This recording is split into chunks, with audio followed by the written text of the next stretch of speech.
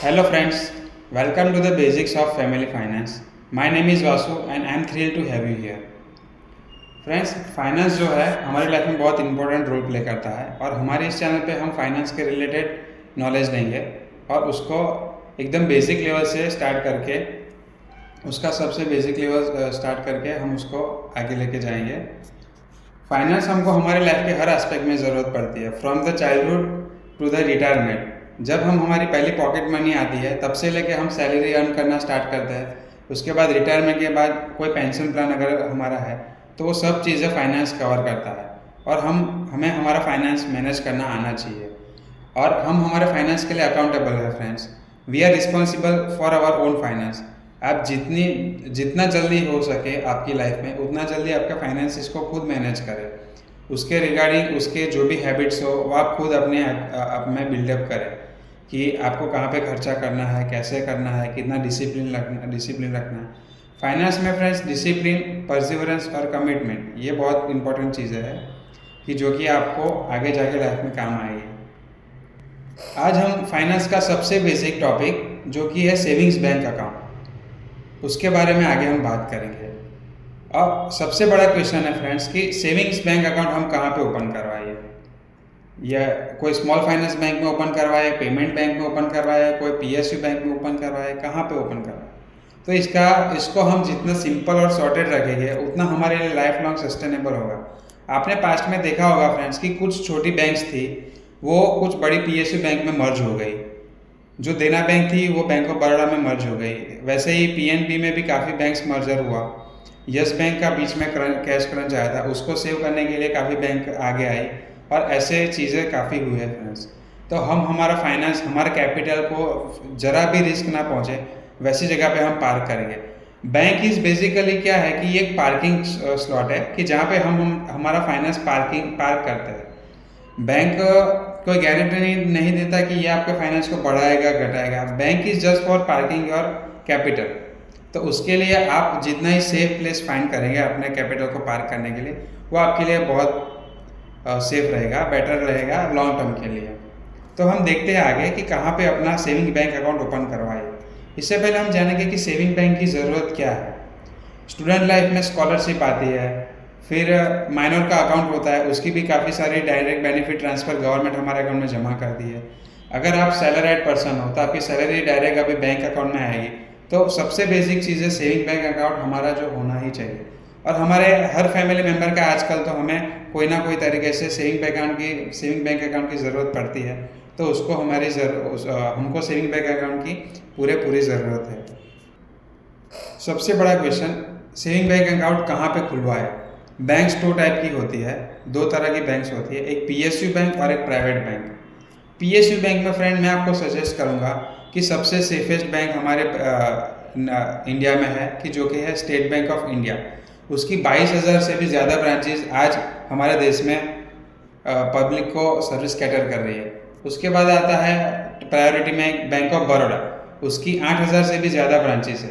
ये दो bank PSU sector में अच्छी तरह से अपनी सर्विसेज प्रोवाइड कर रही है। रूरल एरिया में भी काफ़ी अच्छा उनका प्रेजेंस है। अब देखते हैं कि प्राइवेट बैंक में कौन कौन सी बैंक आगे है, क्योंकि कई बार प्राइवेट बैंक की भी हमें ज़रूरत होती है।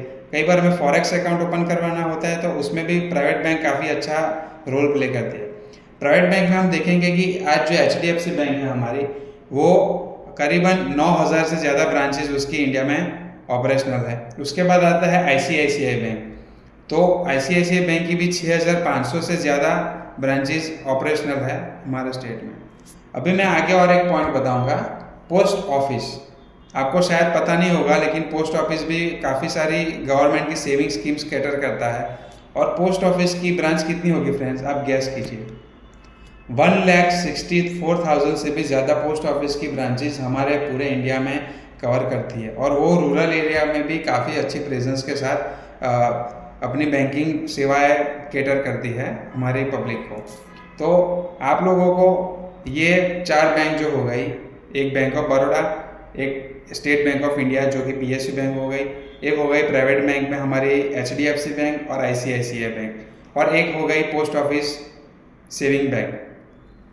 ये 5 में से कोई भी जगह पे आप अकाउंट खुलवा लीजिए। जो कि हमारे लिए इंडिया में सेफेस्ट है। This banks and this institutions are too big to fail.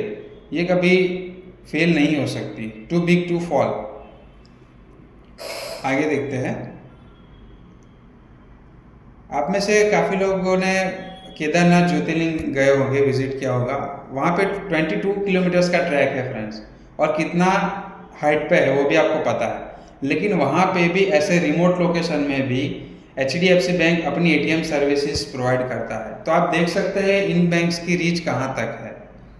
Post office जो है वो हर गांव, मतलब छोटे से छोटे भी अगर 2-3 गांव होंगे उनके बीच में भी एक पोस्ट ऑफिस होगा, तो वहाँ पे भी आप अकाउंट अपना ओपन करवा सकते हैं। मेरे होम टाउन की बात करूँ तो मेरे होम टाउन की पॉपुलेशन अराउंड 80,000 है, लेकिन वहाँ पे 2 ब्रांचेज है स्टेट बैंक ऑफ इंडिया की, 2 ब्रांचेज है बैंक ऑफ बड़ौदा की, और 2 ब्रांचेज है पोस्ट ऑफिस की। जहाँ पे काफ़ी सारी बैंकों की अभी प्रेजेंस भी नहीं है, वहाँ पे ये बैंक्स अपने मल्टीपल ब्रांचेस ओपन करके बैठी है। तो आप सोच सकते हो कि आपका पैसा ये इंस्टीट्यूशन में कितना सिक्योर है। तो प्लीज़ फ्रेंड्स, कोई भी ज़्यादा इंटरेस्ट के चक्कर में, कोई भी स्मॉल फाइनेंस बैंक या कोऑपरेटिव बैंक के चक्कर में ना पड़े, और ऐसे कोई भी फ्रॉड चक्कर में ना पड़ के आप ये स्ट्रॉन्ग जो सालों से हमें हमारे नेशन को कैटर कर रही है, ऐसी जगह पे ही बैंक अकाउंट्स ओपन करवाइए आपकी रिक्वायरमेंट के हिसाब से। बैंक अकाउंट आपको क्यों ज़रूरी है फ्रेंड्स? अगर आपके पास कोई नोट है, वो आधी कट गई है, जल गई है थोड़ी बहुत, या फिर उसके 2 पार्ट्स हो गए, तो ऐसी नोट्स के अपनी वैल्यू के हिसाब से हम उसको बैंक में डिपॉजिट करवा सकते हैं या फिर उसको एक्सचेंज करवा सकते हैं। RBI की भी किसी भी ब्रांच से हम उसको एक्सचेंज करवा सकते हैं फ्रेंड्स। 2016 में डिमोनेटाइजेशन हुआ था, तो ऐसे टाइम पे हमारे पास जो भी ओल्ड करेंसी नोट्स थे 500 के, तो ऐसे नोट्स हम हमारे बैंक अकाउंट में डिपॉजिट करवा सकते हैं। और जब ये सेटल हो गया, उसके बाद हमने नए नोट 500 के लिए थे, तो हम सबको डिमोनेटाइजेशन 2016 याद है। तो that was very big learning for us कि बैंकिंग का क्या इंपॉर्टेंस है। और 2016 के बाद तो हर गांव और हर ज़िले में सबको पता चल गया कि सबका बैंक अकाउंट होना ही चाहिए। अगर आप एक सैलरीड पर्सन हो तो मैं आपको सजेस्ट करूंगा कि मिनिमम आपके 3 बैंक अकाउंट्स होने चाहिए। एक बैंक अकाउंट आपका प्राइमरी है, जो कि जिसमें आपकी सैलरी क्रेडिट होती है फ्रेंड्स, वो आपका प्राइमरी बैंक अकाउंट वो आपका प्राइमरी बैंक अकाउंट कहलाएगा कैटेगरी।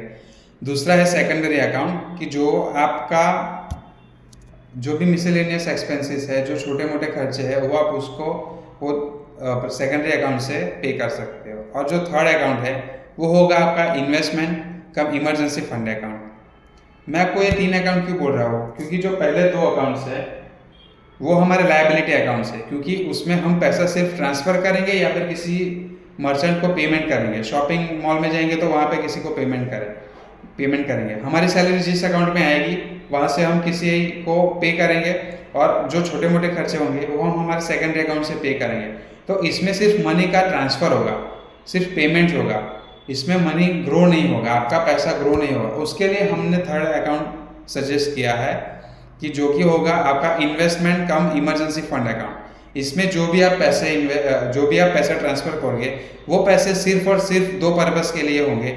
या तो उसको आप इन्वेस्ट करोगे, या तो उसमें वो अकाउंट आपका इमरजेंसी फंड अकाउंट कहलाएगा, जिसमें कि आपकी 4 से 6 मंथ की सैलरी अक्यूमुलेट होनी चाहिए।